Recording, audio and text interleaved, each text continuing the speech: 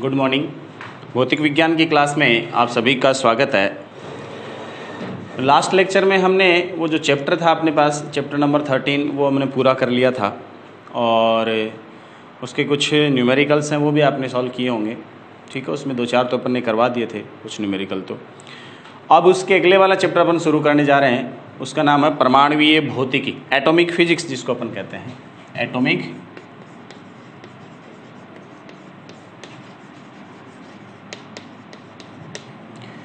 परमाणुीय भौतिकी, chapter number 14 आपके पास है।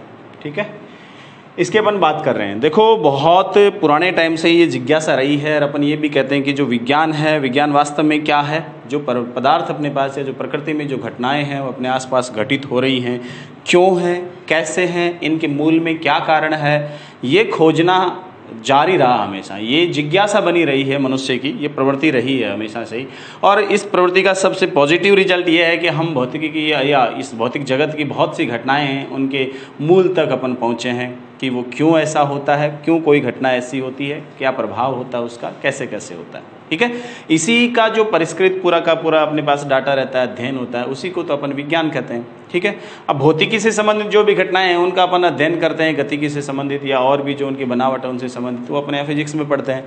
उसमें ही अपने पास आ जाता है कि कोई भी पदार्थ है, उस पदार्थ के मूल में क्या है, किससे बना है। जैसे ये चौक है, तो मैं सोचता हूँ कि चौक बनी क्या, इसको मैं कितना छोटा कर दूँ, ऐसा सोचते हैं ना बैठे बैठे, तो कितना छोटा कर दें, किससे मिलकर बना होगा, छोटे से छोटा इसका कण क्या हो सकता है ना। ये सामान्य से विचार होते हैं मनुष्य के, जो उसके जहन में उठते हैं और इन्हीं विचारों के फलस्वरूप इनके तय में जाने की बात आती है। ऐसे ही बहुत सारे प्रकृति के जो मूलभूत प्रश्न हैं, है ना, कि कौन सी चीज़ किस से बनी है, उसका स्वरूप क्या हो सकता है, छोटे से छोटा क्या हो सकता है, ये सारे जो क्वेश्चन हैं ये मनुष्य को हमेशा ही उद्वेलित करते रहे हैं और इनके फलस्वरूप नई नई चीज़ों का हमेशा से पता चलता रहा है।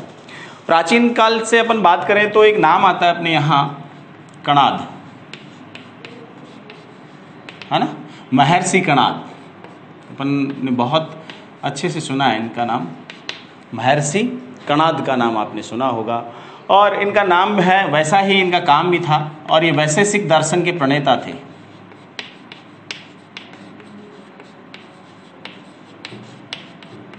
ठीक है, वैशेषिक दर्शन की एक ब्रांच है, उसके प्रणेता थे। और इस वैशेषिक दर्शन में उन्होंने बहुत सारे ऐसे सूत्रों का उल्लेख किया है जिनके द्वारा पदार्थ की संरचना के बारे में व्याख्या की जा सकती है। उन्हीं में उनका एक बहुत महत्वपूर्ण जो सूत्र था, उसमें उन्होंने कहा था कि पदार्थ जो है वो अति सूक्ष्म कणों से, किन से मिलकर बना होता है, बहुत सारे सूक्ष्म कणों से मिलकर बना होता है, जिनको परमाणु कहा जा सकता है। क्या कहा जा सकता है?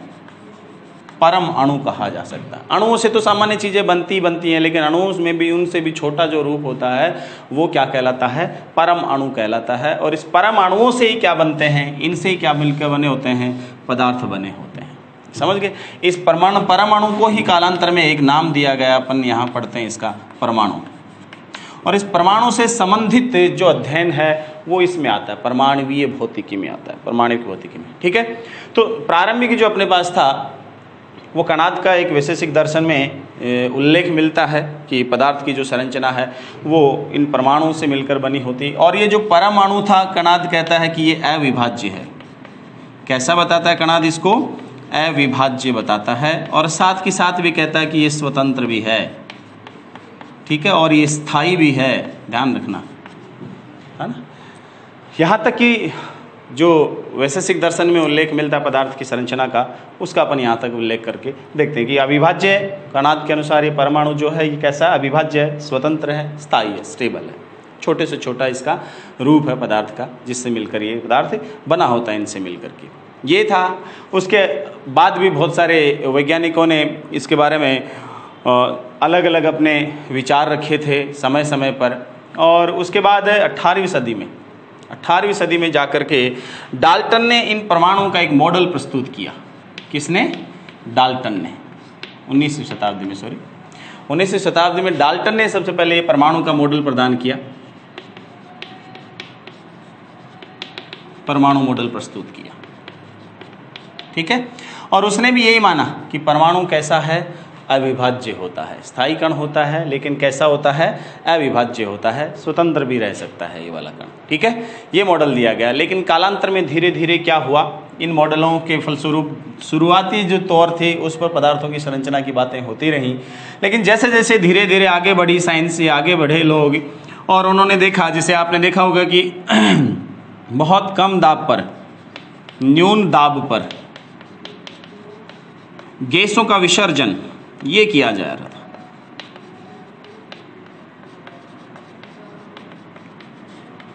न्यून दाब पर क्या किया जा रहा था, गैसों का विसर्जन किया जा रहा था। विद्युत विसर्जन जिसको अपन कहते हैं कि एक नली में अपन क्या करते हैं, गैस ले लेते हैं, बहुत कम दाब रखते हैं, इसलिए गैस के परमाणु बहुत कम बचते हैं, दूर दूर रहते हैं। इस कंडीशन में इलेक्ट्रोड के बीच विद्युत क्षेत्र लगाया जाता है और फिर ये देखा जाता है कि जैसे जैसे उस विद्युत क्षेत्र या विद्युत विभवांतर को बढ़ाते हैं इलेक्ट्रोडों के बीच, तो नली में क्या घटना देखने को मिलती है ना। और नली में क्या देखने को मिलता है, स्पार्किंग से देखने को मिलती है परमाणुओं के कारण। और वो जो स्पार्किंग होती है उसको अपन क्या कहते हैं, गैस का विसर्जन कहते हैं, विद्युत विसर्जन कहते हैं। उस विसर्जन का जब अध्ययन किया गया तो पता चला, और इनका नाम भी देखा गया कि कैथोड किरणें भी देखी गई, कैथोड किरणें, है ना। विद्युत विसर्जन के फलस्वरूप कुछ किरणें भी प्राप्त हुई इलेक्ट्रोडों की और बीच, उनको क्या नाम दिया गया, कैथोड किरणें नाम दिया गया। और ये भी कहा गया कि ये जो कैथोड किरणें होती हैं, कालांतर में पता चला कि ये कैसी होती हैं, ऋणावेशित होती हैं। कैसी होती हैं, ऋणावेशित होते हैं। बहुत सारे एक्सपेरिमेंट्स हुए थे, उन एक्सपेरिमेंट्स की ड्यूरेशन में तो ये ऋणावेशित होती हैं, पता चला। अब थोड़े टाइम बाद जब जे थॉमसन एक्सपेरिमेंट करे थे तो उन्होंने एक ऋणावेशित कण की खोज भी की, और उसके बाद ये पता चला कि ऋणावेशित जो होती हैं किरणें, ये इन कणों से मिलकर बनी होती हैं। उन कणों को क्या कहते हैं, इलेक्ट्रॉन कहते हैं। समझ गए।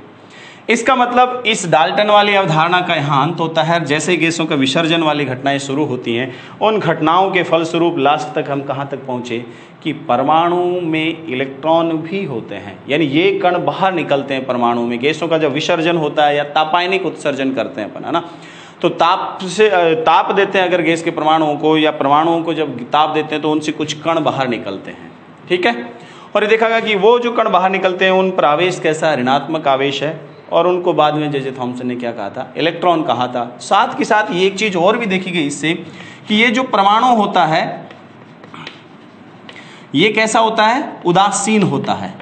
कैसा होता है, उदासीन। अगर परमाणु उदासीन है और इसमें से इलेक्ट्रॉन निकला है जो ऋणावेशित कण है विसर्जन में या तापायनिक उत्सर्जन में, तो इसका मतलब जो शेष बचा भाग है परमाणु का, उसमें क्या होना चाहिए, धनावेश।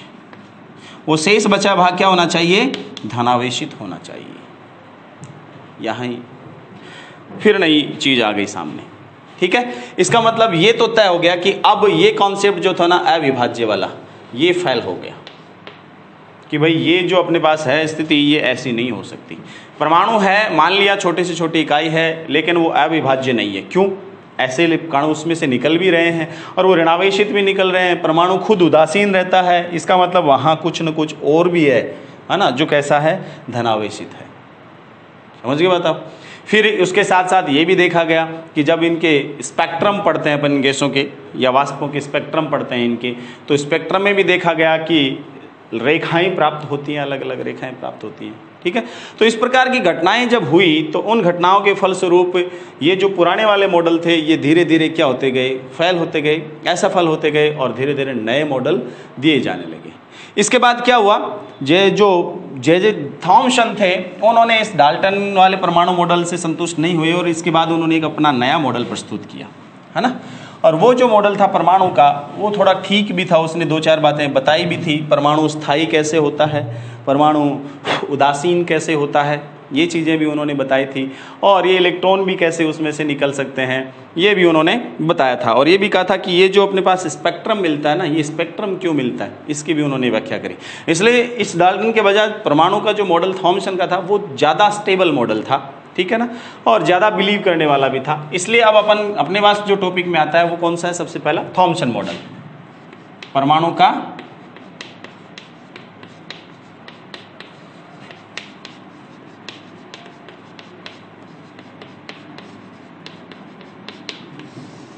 इसको सामान्यतः प्लम पुडिंग मॉडल भी कहा जाता है।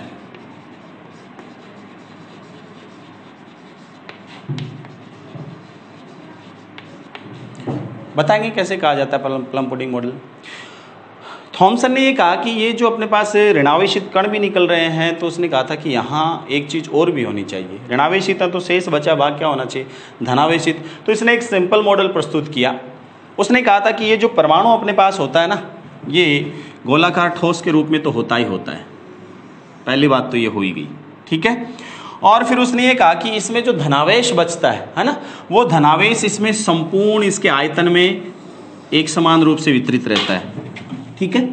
थॉमसन के अनुसार ये संपूर्ण धनावेश क्या रहता है, और साथ के साथ इसमें जो द्रव्य की मात्रा है वो भी क्या रहती है, एक समान रूप से वितरित होती है। ठोस है इसलिए क्या होगा, सारे में द्रव्य वितरित है, ठीक है। ये संपूर्ण धनावेश है। इसने कहा कि ये धनावेश है, वो द्रव्य की मात्रा है वो भी संपूर्ण एक समान रहती है, और ये ठोस गोला होता है। क्या होता है, ठोस गोला होता है। अब उसने कहा था कि इसमें जो इलेक्ट्रॉन होते हैं, है ना, वो जो ऋणावेशित कण होते हैं वो ऐसे धंसे रहते हैं बीच बीच में, ऐसे ऐसे।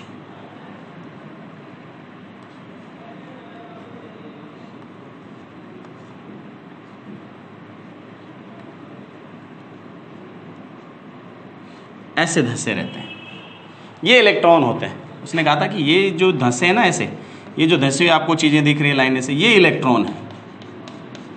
और ये कैसे हैं, ऋणावेशित हैं। ये मॉडल प्रस्तुत किया उसने। इसको अपन प्लम पुडिंग मॉडल कहते हैं। कैसे, देखो इसको नाम इसलिए दिया गया प्लम पुडिंग कि पुडिंग जो होता है अपने पास एक तरह का व्यंजन होता है, डिलीशियस होता है, जैसे अपन केक वगैरह बनाते हैं ना, ठीक है, मफिन टाइप होता है, उस टाइप होता है। उस पे केक पे आपने देखा नहीं, कई बार स्ट्रॉबेरी सजाते हैं अपन छोटे छोटे, या कई छोटे छोटे आलू बुखारे से उस पे सजाते हैं, है ना, इनकी तरह, है ना, ऊपर से सजावट कर देते हैं अपन, तो इस टाइप से दिखता है ना अपन को, सजा हुआ सा, है ना, फुला फुला सा सजा हुआ सा पूरा का पूरा। तो उस प्रकार का, इसलिए इसको नाम भी क्या दे दिया गया, फिर प्लम पुडिंग मॉडल दे दिया। या अपन इसका एक दूसरा एग्जांपल देखें कि किस तरह का दिखता है। तो अपन ने देखा कि कोई तरबूज होता है, तरबूज, है ना, अब वाले नहीं जो अब आ रहे हैं अपने चौमासे में आ रहे हैं, ये वाले नहीं, गर्मियों वाले तरबूज आते हैं, है ना, गोलाकार तरबूज अपने पास है, और उसमें जगह जगह बीज ऐसे धसे हुए रहते हैं, है ना। वो जो बीज धसे हुए रहते हैं, बाकी पूरी गिरी होती है ना। इसलिए ये वाला मॉडल सेम वैसा ही मॉडल प्रस्तुत किया गया कि क्या होता है इसमें, कि तरबूज के जैसे बीच में धंसे रहते हैं, उसी प्रकार से इस संपूर्ण द्रव्य में क्या होता है, ये इलेक्ट्रॉन जो ऋणावेशित कण है ये भी क्या होते हैं, धंसे हुए रहते हैं। इनका कुल जितना ऋणावेश होता है उतना ही वो जो शेष द्रव्य बचा उसका क्या होता है, धनावेश होता है। इसलिए परमाणु मूल रूप से क्या होता है, उदासीन। इसलिए उदासीन है, इसलिए क्या दर्शाता है, ये स्थायित्व दर्शाता है। क्या दर्शाता है, स्थायित्व दर्शाता है। उदासीन है इसलिए अन्य किसी विद्युत क्षेत्र के साथ कोई अनुक्रिया नहीं करता, और उदासीनता के कारण स्थायित्व भी दर्शाता है। इस प्रकार से स्थायी अवस्था में रहता है। अब ये कहता है कि जब इसको थोड़ा सा गर्म किया जाए, सपोज इस परमाणु को सपोज गर्म किया जाता है, तो गर्म करने के फलस्वरूप क्या होता है कि ये जो इलेक्ट्रॉन धंसे हुए रहते हैं इनको एनर्जी मिलती है, और ये क्या करते हैं, दोलन करते करते बाहर निकल जाते हैं। समझ गए। इसलिए इलेक्ट्रॉनों के उत्सर्जन को भी क्या करता है, ये समझाता है। बचे हुए भाग में द्रव्यमान धनावेशित है, वो तो बचा हुआ है, वो तो निकला नहीं बाहर, ये इलेक्ट्रॉन निकल जाते हैं, धंसे हुए इलेक्ट्रॉन है। इसलिए क्या होता है, शेष उदासीन, जो उदासीन था वो धनावेशित बच जाता है परमाणु, और बाहर वाले जो इलेक्ट्रॉन निकले वो ऋणावेशित रहते हैं। नेक्स्ट जो इसने क्या बात कही कि अगर अपन इस पर विद्युत चुंबकीय क्षेत्र लगाते हैं तो उस कंडीशन में क्या होता है, विद्युत चुंबकीय क्षेत्र दोलने लगाते हैं तो उसमें क्या स्थिति बनती है, ये जो अपने पास इलेक्ट्रॉन है, ये इलेक्ट्रॉन वाइब्रेट करना शुरू करते हैं अपनी जगह पर। क्या शुरू करते हैं, वाइब्रेशन करना शुरू करते हैं। और जैसे इलेक्ट्रॉन वाइब्रेट करता है, इलेक्ट्रॉन ऋणावेशित कण है, इसलिए क्या होता है, आवेश जब दोलनी गति करता है तो आप जानते हो कि दोलनी गति त्वरित गति होती है, और जैसे इलेक्ट्रॉन त्वरित गति करता है, आवेश त्वरित गति करता है, वो विद्युत चुंबकीय विकिरणें उत्सर्जित करेगा। साफ सी बात है। इसलिए ये इलेक्ट्रॉन क्या करते हैं, विद्युत चुंबकीय विकिरणें उत्सर्जित करते हैं, और आपको स्पेक्ट्रम मिलता है। क्या मिलता है, स्पेक्ट्रम मिलता है। अब चूंकि इलेक्ट्रॉन अधिक संख्या में, इसलिए उस स्पेक्ट्रम में लाइनें भी आपको क्या मिलेंगी, खूब सारी मिलेंगी, ठीक है। इसलिए ये क्या करता है, बहुत सारे स्पेक्ट्रमों की भी व्याख्या धीरे धीरे करने लगा। लेकिन इसमें सबसे बड़ी समस्या कहाँ आई, वो आई हाइड्रोजन के स्पेक्ट्रम में। सबसे बड़ी समस्या आई वो क्या आई, हाइड्रोजन।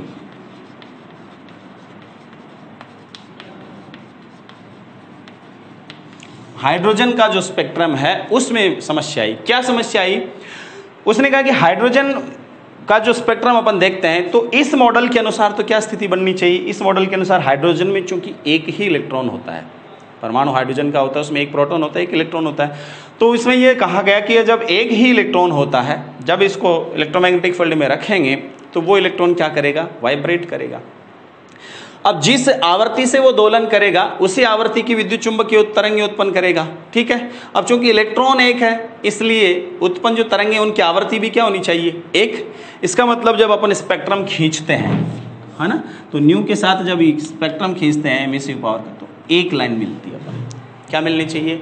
केवल एक ही आवर्ती पर अपन को क्या मिलना चाहिए? स्पेक्ट्रम से उत्सर्जित विद्युत चुंबकीय तरंगें मिलनी चाहिए, विकिरण मिलनी चाहिए, जबकि ऐसा नहीं होता। हाइड्रोजन में तो जब अपन पढ़ते हैं तो हाइड्रोजन में तो श्रेणियां मिलती हैं बहुत सारी, सिंगल एक लाइन में नहीं मिलती। इसलिए इस मॉडल में क्या हुआ, हाइड्रोजन वाला जो था टॉपिक उसने एक्सप्लेनेशन नहीं, हाइड्रोजन वाले टॉपिक एक्सप्लेनेशन ये मॉडल नहीं दे पाया। समझ गए? इसलिए अपन कह रहे हैं कि यहाँ आते आते ये मॉडल क्या हुआ, थोड़ा फेल हुआ। बाकी परमाणु का स्थायित्व था, परमाणु की उदासीनता थी, परमाणु से जो विद्युत चुंबकीय तरंगें उत्सर्जित हो रही है, स्पेक्ट्रम उत्सर्जित हो रहे हैं, उनकी या गैसों का जो आयनीकरण होता है उस आयनीकरण की भी ये व्याख्या आराम से कर पाता है, क्योंकि ताप वगैरह पर अपन इसको देते हैं तो इलेक्ट्रॉन बाहर निकल जाते हैं और वो आयनीकृत हो जाते हैं गैस के परमाणु, है ना। इनकी सफलतापूर्वक ये व्याख्या कर पाया। आगे जाते जाते इसकी व्याख्या नहीं कर पाया। अब जब नहीं कर पाया तो इसका मतलब सोचने पे मजबूर कर दिया। अब सोचने पे मजबूर कर दिया तो क्या हुआ, एक्सपेरिमेंट्स होने लगे कि अब करके तो देखें ऐसा कुछ है क्या। अब इसके असफलता के बाद, और या इसकी यूं कहें कि इसकी असफलता में जो सबसे बड़ा झटका था वो रदरफोर्ड ने दिया। किसने दिया? रदरफोर्ड मॉडल था, उसने इसकी असफलता के ताबूत में कीलें ठोकी, एक तरह से यूं कह सकते हैं। क्यों? क्योंकि रदरफोर्ड ने क्या किया, रदरफोर्ड ने गाइगर और मार्सडेन के साथ मिलकर के एक्सपेरिमेंट्स किए, कुछ एक्सपेरिमेंट्स के परमाणु के मॉडल की व्याख्या करने के लिए, और उन एक्सपेरिमेंट्स से पता चला कि जो पहले वाला थॉमसन मॉडल था वो बिल्कुल डिफरेंट था। या यूं कहें कि रदरफोर्ड ने जो एक्सपेरिमेंटल रिजल्ट्स प्राप्त किए उनकी व्याख्या जब इस मॉडल के आधार पर करते हैं तो ये पूर्णतया फेल रहता है, असफल रहता है। इसलिए क्या हुआ, इस थॉमसन मॉडल को भी क्या माना गया, असफल माना गया। और उसके बाद नया मॉडल आया, कौन सा? परमाणु मॉडल। किसका? रदरफोर्ड का परमाणु मॉडल।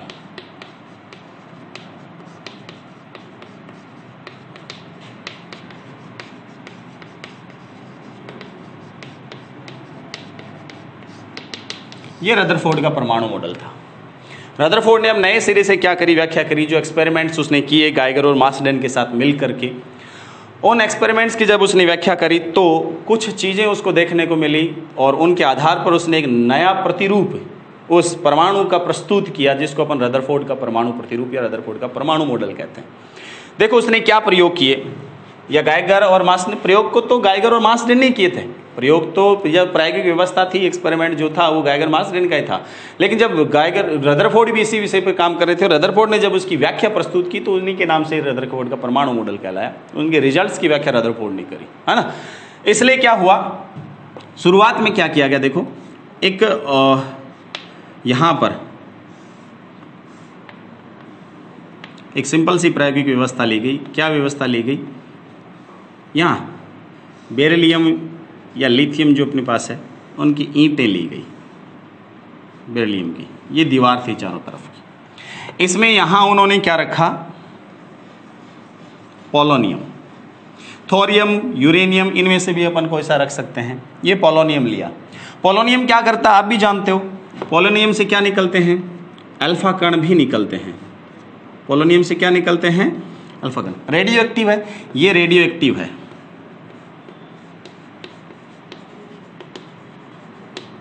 ठीक है। और ये जो निकल रहे हैं ये क्या निकल रहे हैं, अल्फा कण,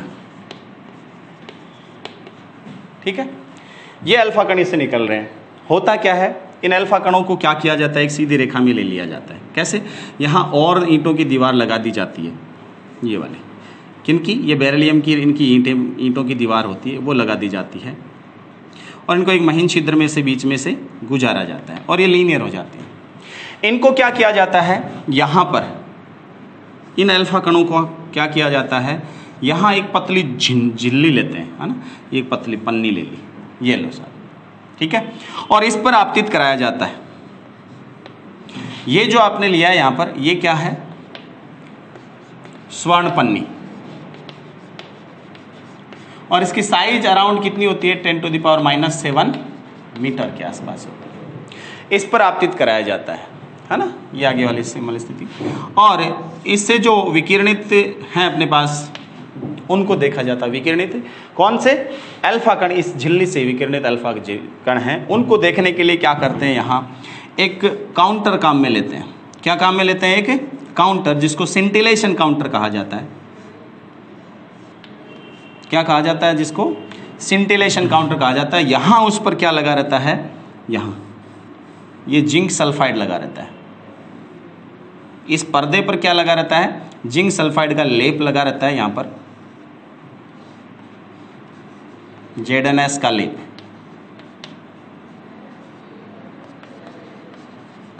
ये लगा रहता है, ठीक है। और ये जो अपने पास, इसको प्रस्फुर गणित्र भी कहते हैं, है ना। इसको क्या कहते हैं? प्रस्फुर गणित्र। गणित्र, गणना करने वाला। और इस गणित्र को सेट किस पे करते हैं? ऐसे गोलाकार व्यवस्था पर सेट करते हैं, ताकि क्या कर सकें? इसको खिसका सकें अपन, यहां से ये जो व्यवस्था है इसको अपन खिसका सकें, और अलग अलग स्थितियों में अपन क्या कर सकें? इधर से स्वर्ण झिल्ली जो अपने पास है, सोने की पतली जो परत अपन ने यहाँ रखी है, इस परत से आने वाले जो अपने पास अल्फा कण है उनका अपन डिटेक्शन कर सकें। डिटेक्शन करने के लिए अपन क्या करते हैं? ये प्रस्फुर गणित्र काम में लेते हैं। ये प्रायोगिक व्यवस्था उन्होंने काम में ली। कहने का मतलब पोलोनियम, थोरियम या यूरेनियम, इनमें से कोई सा उन्होंने पोलोनियम कंसिडर किया। पोलोनियम रेडियो एक्टिव एलिमेंट होता है और ये क्या करता है? अल्फा कण भी उत्सर्जित करता है। तो इससे उत्सर्जित ये अल्फा कण थे, ये बेरिलियम की इन्होंने चारों तरफ दीवार में इनको पैक किया, ठीक है, रेडियो एक्टिविटी को बाहर इन्वायरमेंट के साथ इन्वॉल्व होने से रोकने के लिए। फिर क्या किया? ये जो अल्फा कण है इनको एक पतली झिल्ली से निकाला बाहर, फिर ईंटों की दीवार लगाई, फिर यहाँ से पतली झिल्ली के रूप में एक सीधी रेखा के रूप में इनको आगे बढ़ने दिया इलेक्ट्रॉनों, अल्फा कणों को। अल्फा कण वास्तव में होते क्या है? द्विआयनित हीलियम नाभिक होते हैं, डबली आयनाइज्ड हीलियम न्यूक्लियस, 4++। इलेक्ट्रॉन नहीं होते इसमें। दोनों इलेक्ट्रॉन निकालने के बाद जो न्यूक्लियस बचता है वो अल्फा कण होता है अपने पास, उसको अपन क्या कहते हैं? अल्फा कण कहते हैं। इसमें दो प्रोटॉन होते हैं, 2 ही न्यूट्रॉन होते हैं, इलेक्ट्रॉनों की कमी रहती है, ये वाली बात होती है। आवेश इसका, इलेक्ट्रॉन के आवेश का डबल होता है, और द्रव्यमान, एक प्रोटॉन के द्रव्यमान या हाइड्रोजन का नॉर्मली अपन कहते हैं उसके द्रव्यमान का क्या होता है? हाइड्रोजन नाभिक के द्रव्यमान का 4 गुना अपने पास, ठीक है। ये व्यवस्था थी। ये अल्फा कण क्या होते हैं? जैसे इस पतली झिल्ली पर आरोपित होते हैं। ये जो पतली झिल्ली अपन ने काम में ली है, मैं इसको थोड़ा सा इधर काम में लेने के लिए हटा रहा हूँ। इसमें देखो क्या होता है, ये जो पतली झिल्ली थी ये इतनी पतली लेते हैं कि परमाणुीय लेवल पे इसकी मोटाई आ जाए, है ना। बहुत सारे परमाणु 1 by 1 नहीं रहे, बहुत कम संख्या में लेयर बचे परमाणुओं की। तो या अपन यूँ कहेंगे जैसे ये वाली लेयर बची सपोज अपने पास इस तरह से,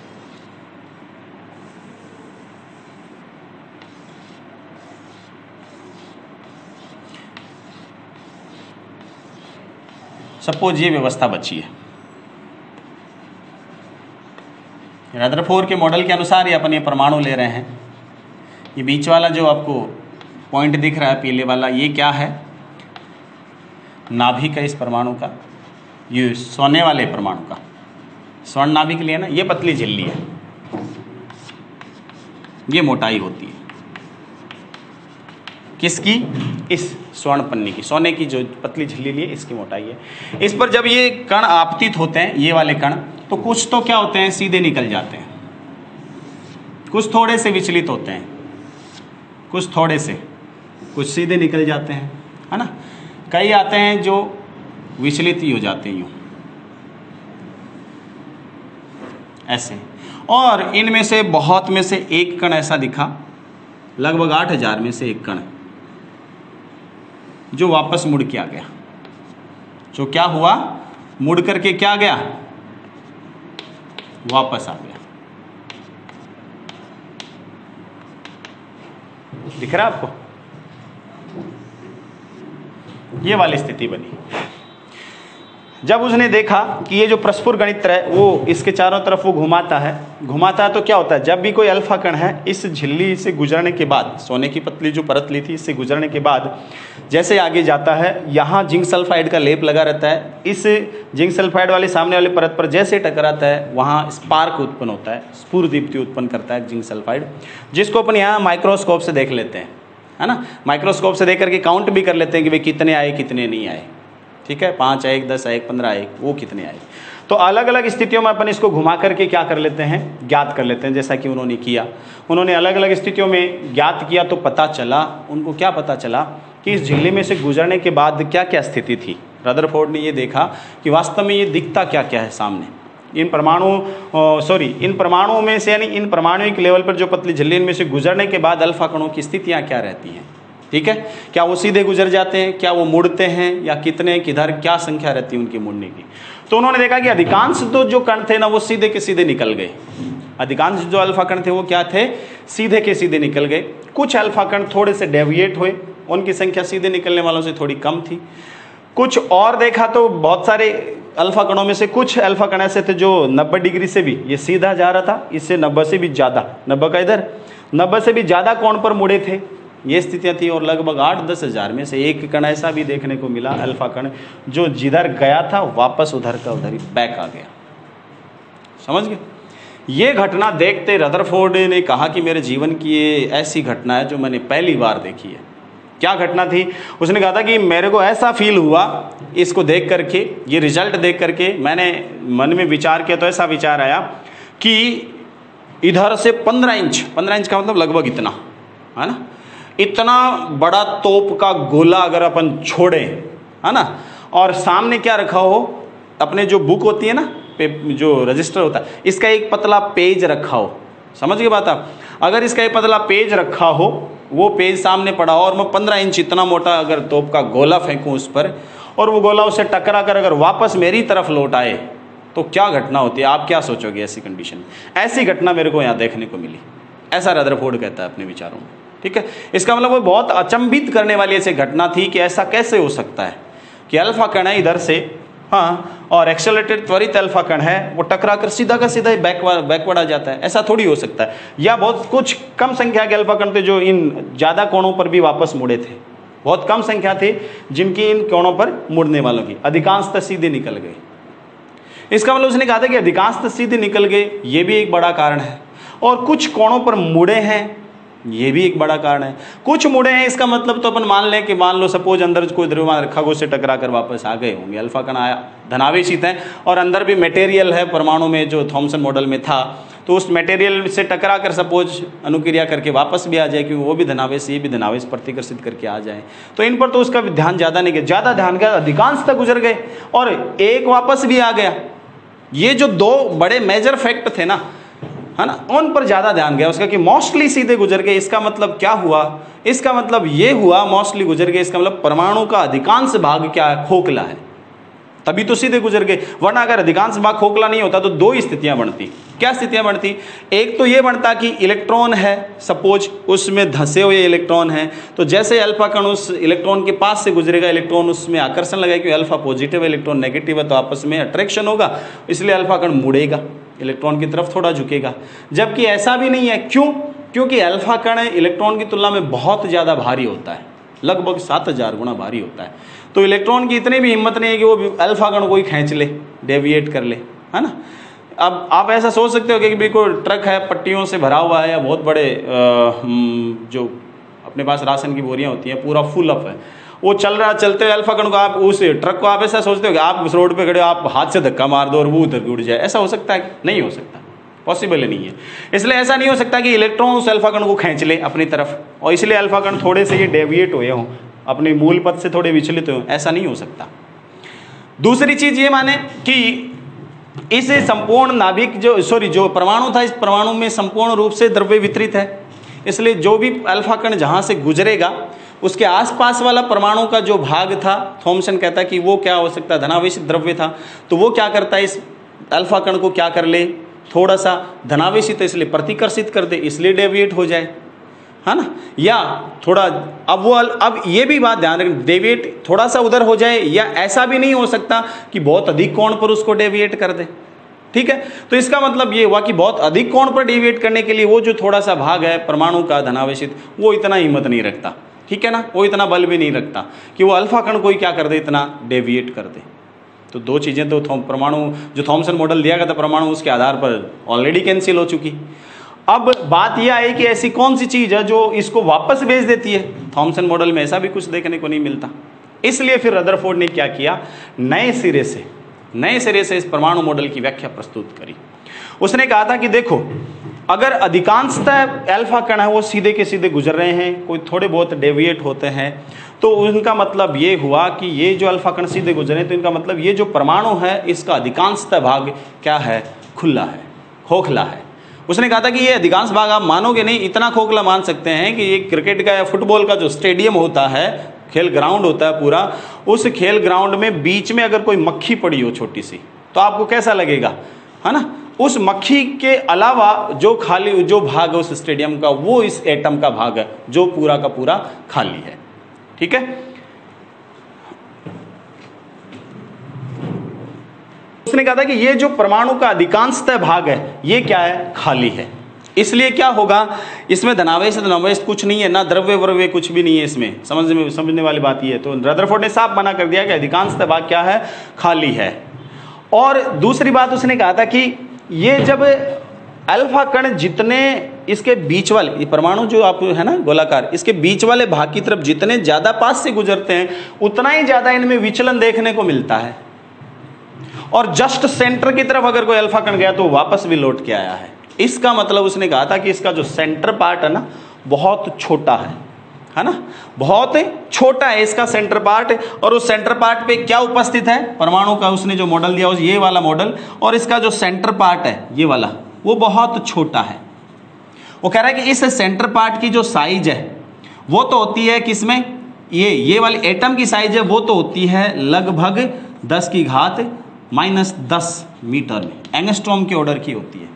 और इसकी जो साइज है 10⁻⁻15 मीटर की ऑर्डर की होती है। यानी तुलना में ये जो बीच वाला सेंटर मान रहे हैं ना अपन, इसकी साइज क्या होती है, 10⁵ गुना कम होती है। समझ गए बात आप। तो इसका मतलब उसने ये कहा कि ये जो इसका धनावेश है, ये जो सेंटर पार्ट दिख रहा है ना आपको, ये सेंटर पार्ट उसने कहा था कि यही काम की चीज है। ये सेंटर पार्ट है, ये कैसा है, धनावेशित है, संपूर्ण धनावेश यही उपस्थित है। और लगभग संपूर्ण जो द्रव्यमान है, लगभग संपूर्ण द्रव्यमान क्या है, वो भी यही उपस्थित है। समझ गए क्यों।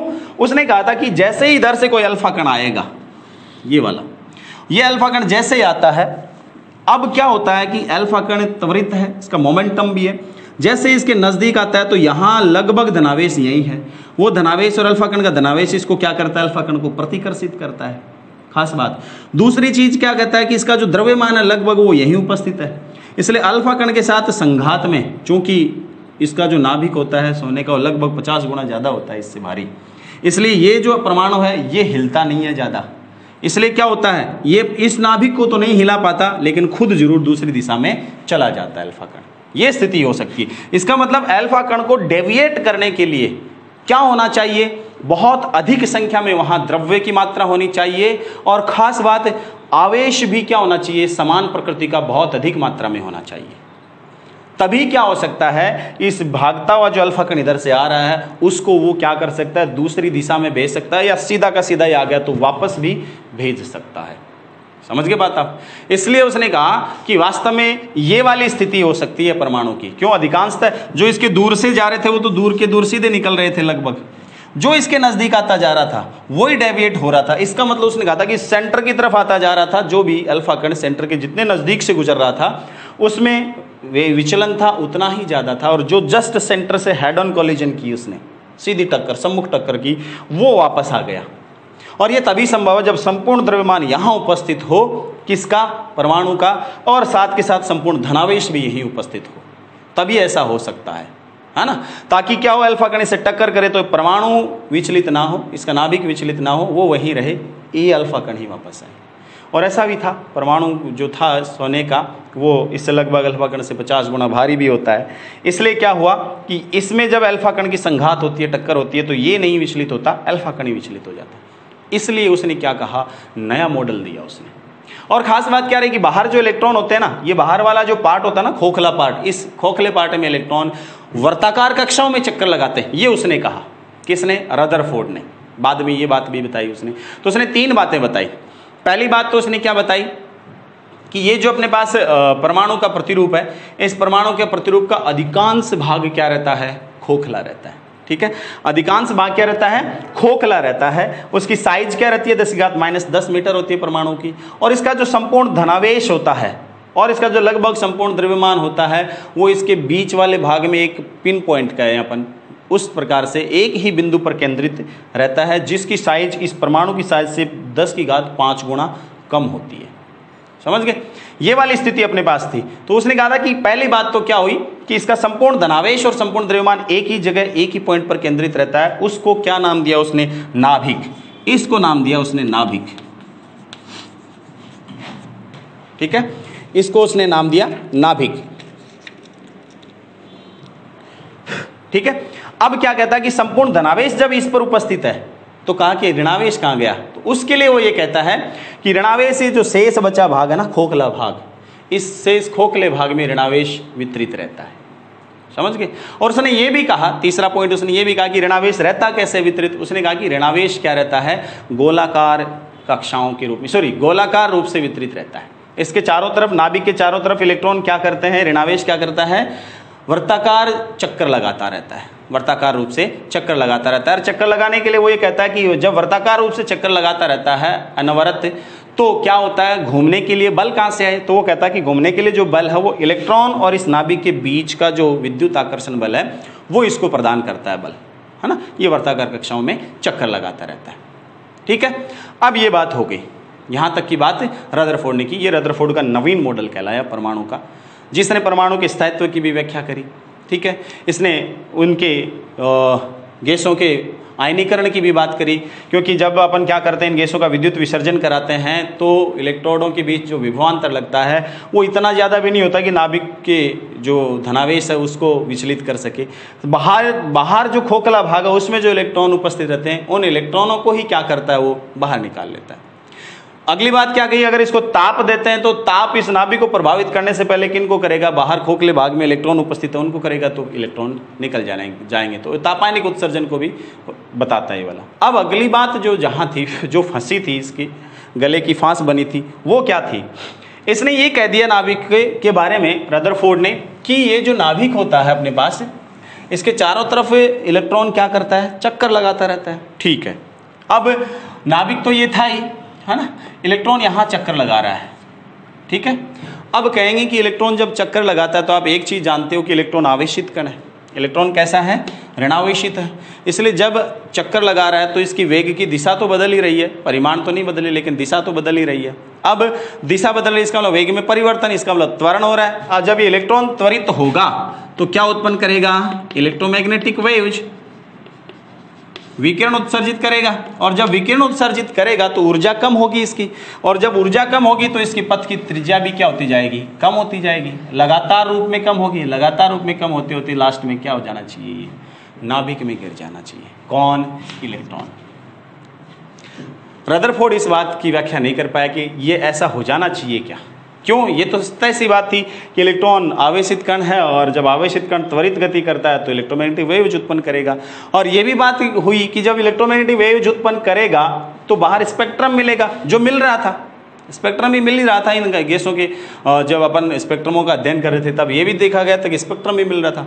लेकिन दिक्कत कहाँ आई उस स्पेक्ट्रम में, देखो ये इलेक्ट्रॉन लगातार अपनी ऊर्जा खोता जा रहा है, लगातार अपनी ऊर्जा खोता जा रहा है, आवृत्ति भी लगातार चेंज करता जा रहा है, क्योंकि पथ की त्रिज्या भी चेंज हो रही है और वेग भी चेंज, तो लगातार अपनी पथ की त्रिज्या और आवृत्ति चेंज करता जा रहा है। इसका मतलब आवृत्ति लगातार परिवर्तित हो रही है सतत रूप से, तो सतत रूप से परिवर्तित हो रही है, इसका मतलब जो स्पेक्ट्रम मिलेगा वो भी सतत मिलना चाहिए, जबकि ऐसा नहीं है। ये जो गैस है इनका आयनीकरण से अपन देखते हैं कि जब इनका स्पेक्ट्रमों का अध्ययन करते हैं तो रेखीय मिलते हैं, सतत नहीं मिलते। इसलिए रदरफोर्ड का मॉडल भी यहाँ आकर के इस बात को नहीं समझा पाया। ये रदरफोर्ड के मॉडल की बड़ी कमी रही थी जो रदरफोर्ड एक्सप्लेन नहीं कर पाया था।